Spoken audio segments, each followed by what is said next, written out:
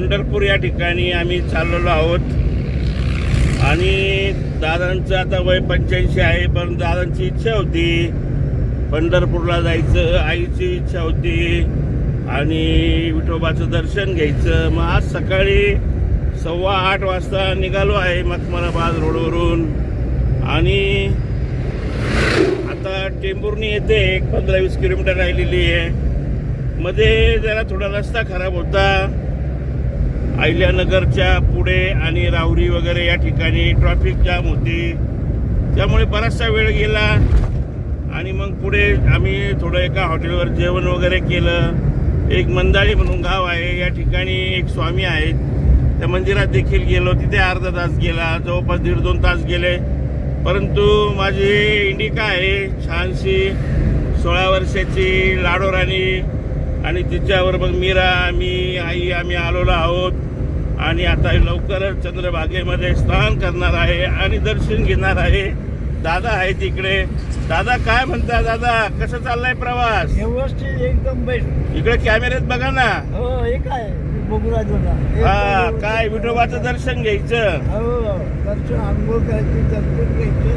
काय किती वय आहे तुमचं? 85. अहो मग इकडे जरा बोलायचं, इकडं मोबाईल कडे बघायचं आणि बोला ना. 85 वय. आणि प्रवास कसा चाललाय? व्यवस्थित चाललाय. जेवण वगैरे काही त्रास? काहीच त्रास नाही. जेवण झालं सगळं व्यवस्थित, चहा पाणी संडास सगळं आपली गाडी असते, काही त्रास नाही. आई काय चाललंय? आई एकदम मस्त आहे प्रवास.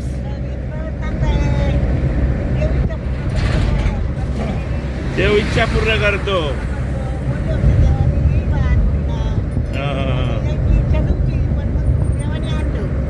गाडी बिडी बाळू बरं चालवतो ना? हा ना. चला पंढरीच्या विठोबाचे वेध लागलेले दर्शनाचे. जाता पंढरीसी सुख वाट जीवा, जाता पंढरीसी. मिसेस मागे मीरा धात्रक खाली मान केलेली आहे आणि दिसते का मीरा? अरे बाप रे, खाली मान घेऊन झोपलेली आहे. चला काही हरकत नाही. आणि बघा रस्ता आता इकडे पुढे छान झालेला आहे. नगरच्या पुढे लवकरच टेंभुर्णी येते आणि टेंभुर्णीला मस्तपैकी गुळाचा चहा आम्ही घेणार आहोत आणि मस्त मुक्काम करणार आहे. लय भारी. बरेच 2-1 वर्ष झाले मी देखील पंढरपूरला आलो नव्हतो आणि आता आलेलो आहे. छान दर्शन घेणार. इकडे बाजूला नारळ देखील विकायला आहे बरं का. काही काही ठिकाणी रस्त्यावर छान बागायती आहे. मक्काचे कणस, केळीच्या बागा वगैरे आहे त्या बाजूने. खूप सुंदर आहे. रस्ता चांगला झालेला आहे. सोलापूर हायवे आहे हा. पुढे सोलापूरला जातो, मग पुढे हैदराबाद वगैरे असा जातो हा रस्ता. याच रस्त्याने पुढे आपण अक्कलकोट, गाणगापूर वगैरे, तुळजापूर वगैरे जाऊ शकतो. बघा छान छान आहे एकदम. केळीच्या बागा वगैरे, किती उंच उंच झाडं. खरंच छान आहे. निसर्ग छान आहे. आणि टेंभुर्णी राहिलेला आहे फक्त 14 किलोमीटर. चला मग छानसा हा व्हिडिओ आहे आणि खास बनवलेला आहे आपल्यासाठी. जोपर्यंत आई वडील आहे तोपर्यंत त्यांच्याबरोबर फिरा आणि आई वडिलांच्या गळा आणि गाणं म्हणा मस्तपैकी. अहो एकदा गेले का आई वडील मग काय. मग बघा फोटोकडं अगरबत्ती लावा, दिवा लावा, त्याच्यापेक्षा जिवंतपणे दिवा लावा आणि खांद्यात हात घाला. दादा काय वाटतं, बरोबर आहे का खोटं आहे? हा काही चुकतं का माझ्याकडून? काही सेवा तुमची कशासारखी? हा का? तसं दादांचेच पैसे अडके सर्व, डिझेल बिजेल सर्व. माझं काम म्हणजे फक्त दादांना घेऊन जाणे आणि त्यांच्या इच्छा पूर्ण करणे. आणि अचानक ठरलेलं काल बोलता बोलता आणि देवाने बुद्धी दिली आणि सकाळी निघालेलो आहे. चला बोला पुंडलिक वरदे, हार विठ्ठल श्री ज्ञानदेव तुकाराम पंढरीनाथ महाराज की जय, भगवान की जय. पंढरपूरला जाताना थांबलेलो आहे. आईला बाथरूमला जायचं होतं. थोडं गुडघ्याचे ऑपरेशन वगैरे झालेले आहे, त्याच्यामुळे ते इंग्लिश भांडं लागतं. परंतु चला आईला म्हटलं घे ॲडजस्ट करून, आणि आई गेलेली आहे.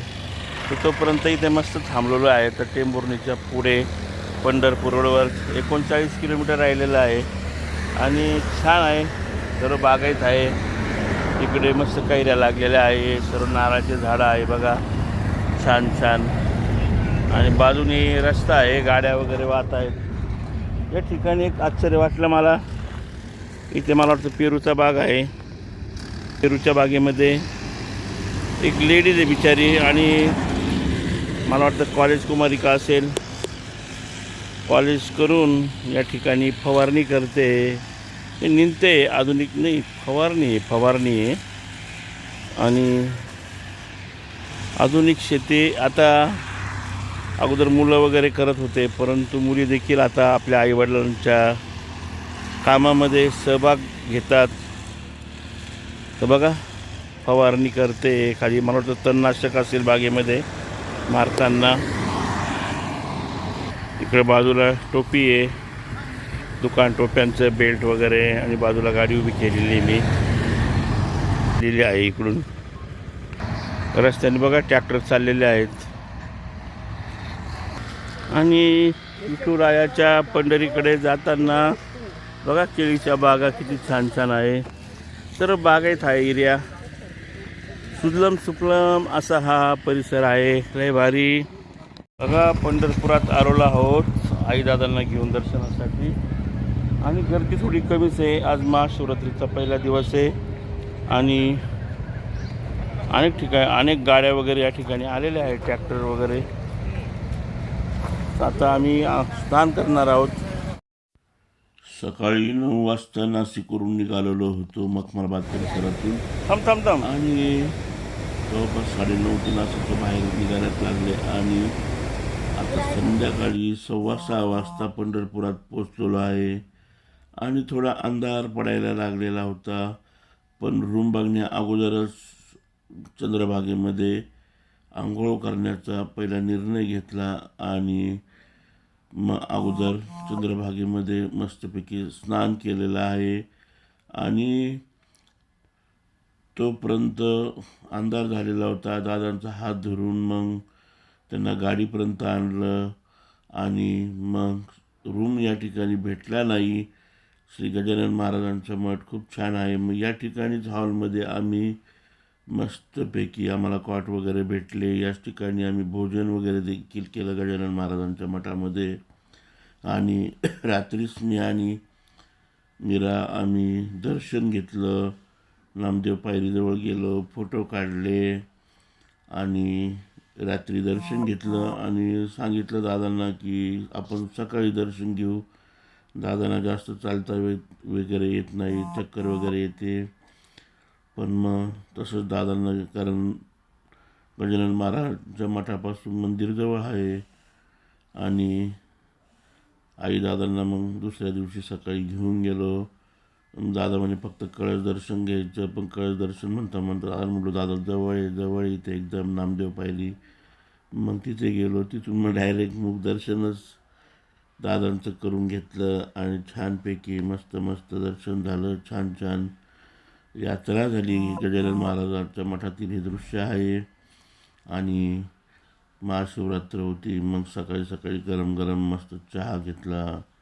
आणि मंदिरामध्ये श्रीकृष्णांचं दर्शन घेतलं. आणि नंतर एक साबुदाणा वडा आणि चहाचा नाश्ता केला. आणि आम्ही परतीच्या प्रवासाला निघालो. जवळपास तोपर्यंत 9 वाजले होते.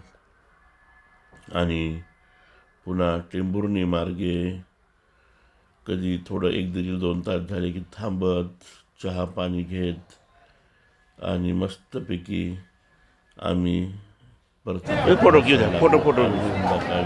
आई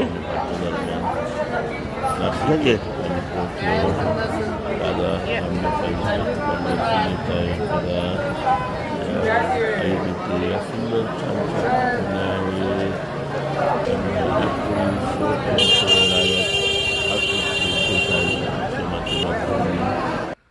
छानसं दर्शन मस्त मस्त एकदम. प्रवासामध्ये दादा म्हणायचे गाडी हळू चालव, गचका आला किंवा कुठे स्पीड ब्रेकर आलं अरे हळू घे, जोरात चालू नको. छान छान बोलायचे. पण खरोखर वयस्कर जे माणूस असतं ते घरात पाहिजे आणि त्यांचा अनुभव खूप मोठा असतो. आईवडिलांची सेवा हीच खरी ईश्वर सेवा आहे. तेच माझे विठ्ठल रुक्मिणी आहेत. छान छान मस्त मस्त.